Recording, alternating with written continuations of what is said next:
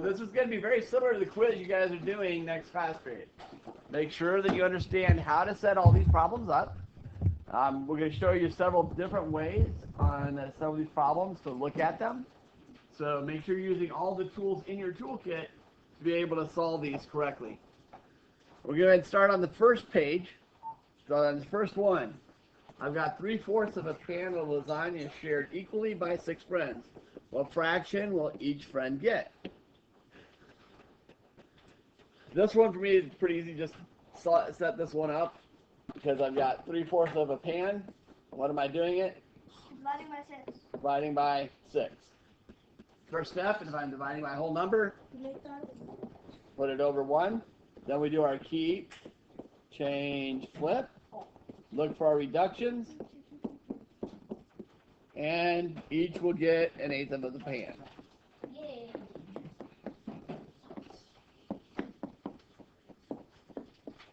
Pretty straightforward, right?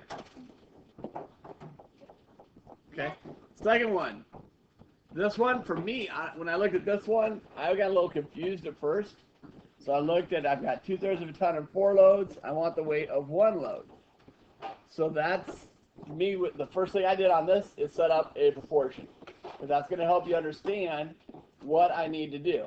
So I've got 4 loads is a 2/3 of a ton. I want to know how much 1 load equals, right? Here's what I don't know. How do I go from 4 to 1? That's 4. Multiply by 4. 4 times 4 is 1. Hang on. Dividing by 4. Dividing by 4. What's my magic box? Dividing by 4. Oh, yeah. So since I had to divide by 4 on top, that's telling me what I'm doing on the bottom. So I now know I've got 2/3 dividing by 4. Again, whole number, first step, put it over 1. Now we do our keep, change, flip. Rewrite it, guys. Don't be taking shortcuts on this stuff. Okay? So we've got 2/3. I've got a reduction here. So 1/6. Our answer then, each load is 1/6 of a ton. So a lot of people get 6 on this problem. Think about the reasonableness of your answer. Always go back and think about it. Does it make sense that for 1 ton, you are going to weigh more than, that for 1 load, you're going to weigh more than 4 loads? No, that's not reasonable. So always check for reasonableness. Here's when I saw a lot of people that just basically could instinctively find the answer, but when I was asking them how to do it mathematically, they were really struggling on this. So I'm going to show you a couple different ways on this one. We're doing signs on 2 miles of road. The company places a sign every 1/4 mile. How many signs will it use? For me, when I saw this part right here, that automatically screamed proportion to me. I've got 1 sign in 1/4 of a mile, and I know I've got 2 miles of road. So normally we look at it going this way, right? Yeah. But for most of you, you're not going to automatically see how do I go from 1/4 to 2, are you? So here's a quick tip. I can go the other way to figure out what happened, right? So how did I go from 2 to 1/4? I would actually divide by something, right? So I'm going to divide 2 divided by 1/4, which, again, whole number, put it over 1. Rewrite it, keep, change, flip. That's going to be 8 over 1, or 8. So they need 8 signs. Another way to do this one would just be a diagram. If I'm doing 2 miles, but then I'm dividing them into 4s, how many did I end up with? 8. So either one of those is going to work, but bottom line is they need 8 signs.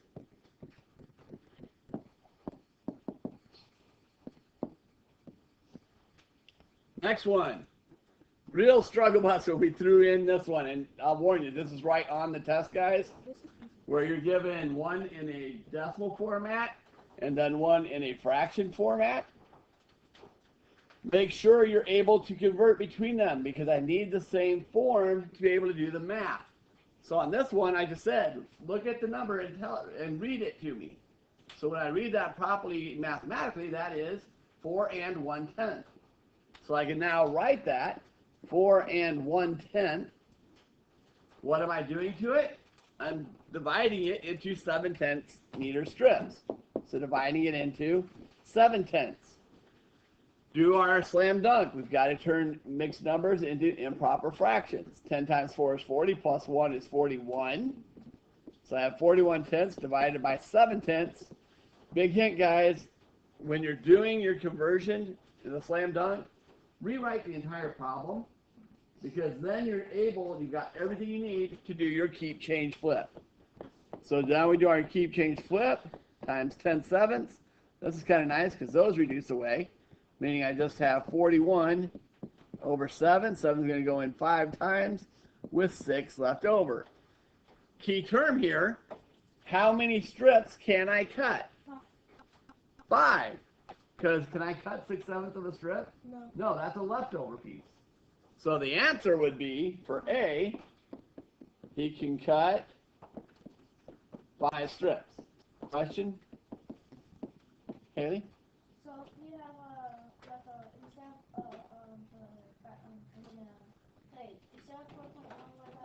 it's 41. What should we do? If it was 41, then it would just be 41. And I put 41 over 1. But the 4 1/10 means I do something different. Now here's the key. How much wire will he have left over? This is where we've got to go back into the problem and actually do some additional math. I know I've got 6/7 of a piece left, correct? Yeah. But how long is that strip? 7/10. So I've got 6/7 of a 7/10 meter strip. 7's go away. Gives me 6/10. You can either simplify this one, divide it by 2 and make it 3/5. So I would take, on this answer, I would take either 6/10 or 3/5 meter. You should have that unit in there. Will be left.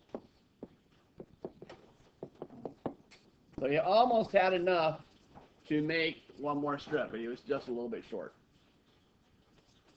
The next one, this one actually works really, really well with a tape diagram. She used 3/8 of a ribbon to wrap a present. If she used 6 feet for the present, how much ribbon did she have at first? In other words, what was my starting amount? The reason I say a tape diagram works well, because I'm using 3/8 of it. So I know that those 3/8 was how much? 6. Okay, it gives me a ratio constant of what? What would go in the box? Michael? I'm confused on how you get for B. How do you get 3/5? Because 6/10 divided into 3/5. I thought it would be 6/7. Because you get 4 and 6/7. 5 and 6/7. It's 6/7 of a strip. How long was the strip? The strip was 7/10 meters. Oh, yeah. Okay, you had it. Wait. So I had, this is how many strips I could cut, right? This is strips. Which I answered in the word problem. I said strips. Right? So I have 6/7 of a strip. How long is a strip? 7/10.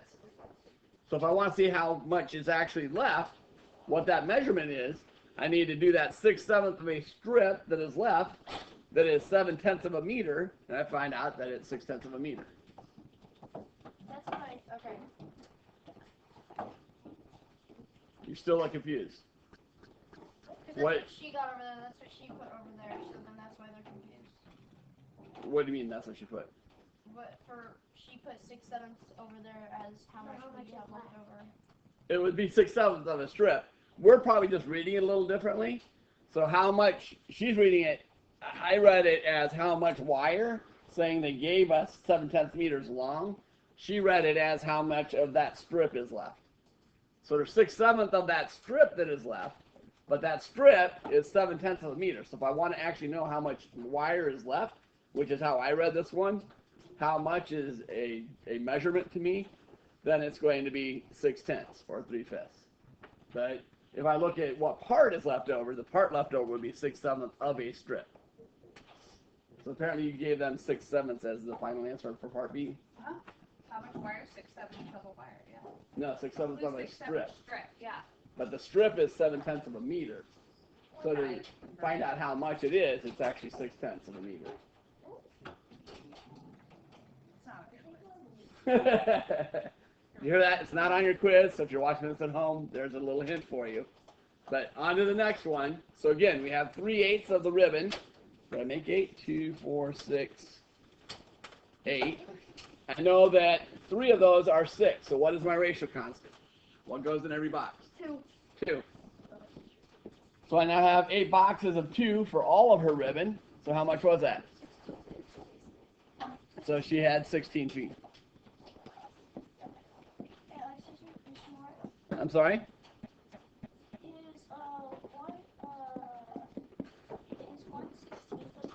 No.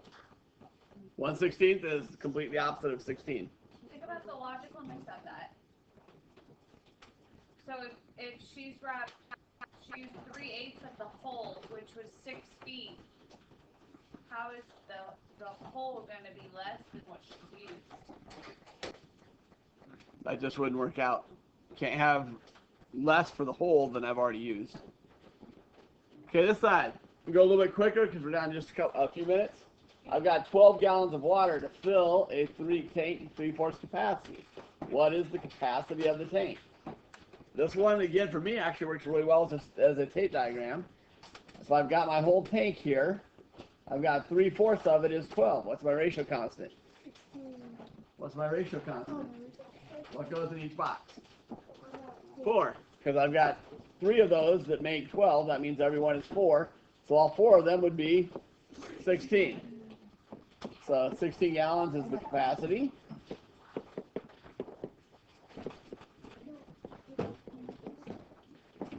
And then the tank is then filled to capacity.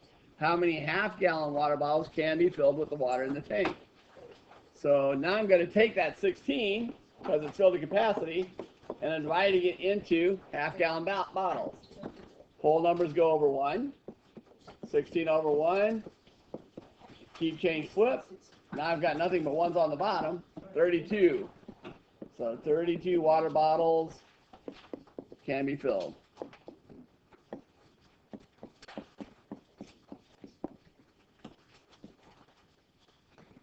Next one, Molly's got 1 3/8.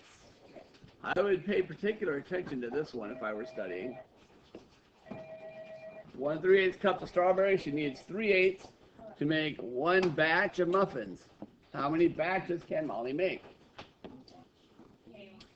So I've got 1 3/8 cups, but I need 3/8 to make 1 batch. So again, we're at one of those two instances where how do I go from 3/8 to 1/8? That may not make a whole lot of sense. You may not see that immediately. So I can do the opposite and divide to figure out what my relationship is. So 1 3/8 dividing by 3/8. Do our slam dunk. Go ahead. 8 times 1 is 8 plus 1, 3 is 11. Divided by 3/8. Then we do our keep change flip. 11/8 times 8/3. The 8's go away. 11 times 1's 11. 3 times 1's 3. So that's going to go 3 times with 2/3. Now here's some interpretation. How many batches can I make? 3. Because I can't really make 2/3 of a batch. So she can make 3 batches. Is everybody clear on that? Guys, think about it. You have the whole. You have a total of 1 3/8. You want to know from that whole how many individual batches. So you have a big whole and you're cutting it into individual batches. That's division. Now, Meyer uses 6 loads of gravel to cover 2/5 of his driveway. How many loads of gravel we need to cover his entire driveway? This is another one. I see this one, I immediately go to a tape diagram. So I've got 2/5. I know that 2/5 was how many loads? 6, making my ratio constant It's not just one big N, it's 2. 3. So my ratio constant is 3. So I have 5 sets of 3, meaning 15 loads of gravel are needed. Another key one on this, guys, is it says the total number. What if it had said how many more are needed? That'd be a different answer, right? So make sure you're paying attention to the question. Our next one. Athlete plans to run 3 miles. Each lap around the schoolyard is 3/7 mile. How many laps will the athlete need to run? Again, I've got a very good proportion problem here. I've got 1 lap is 3/7 mile, and I want to go 3 miles. Do you see really easily how to go from 3/7 to 3? If not, we're going to do the opposite and divide. So I'm going to take my 3 miles and divide by 3/7 miles. First thing we do, whole numbers go over 1. Now we do our keep, change, flip. Change 7/3. 3's cancel out. 7 over 1, or 7 laps.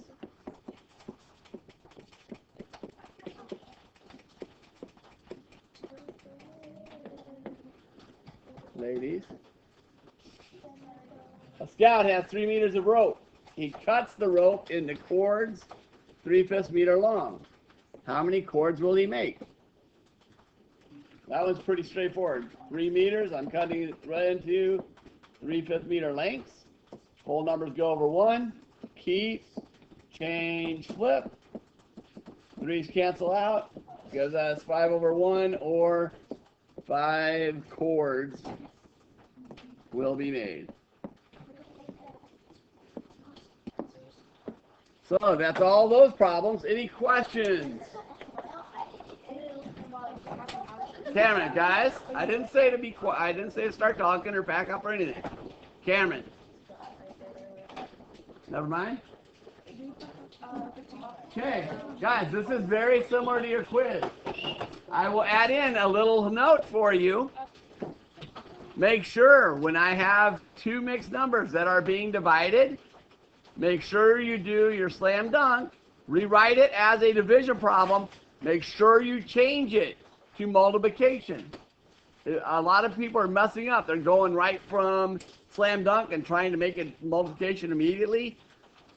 Take the moment, write it down before you change it. It'll stop a lot of math errors, guys.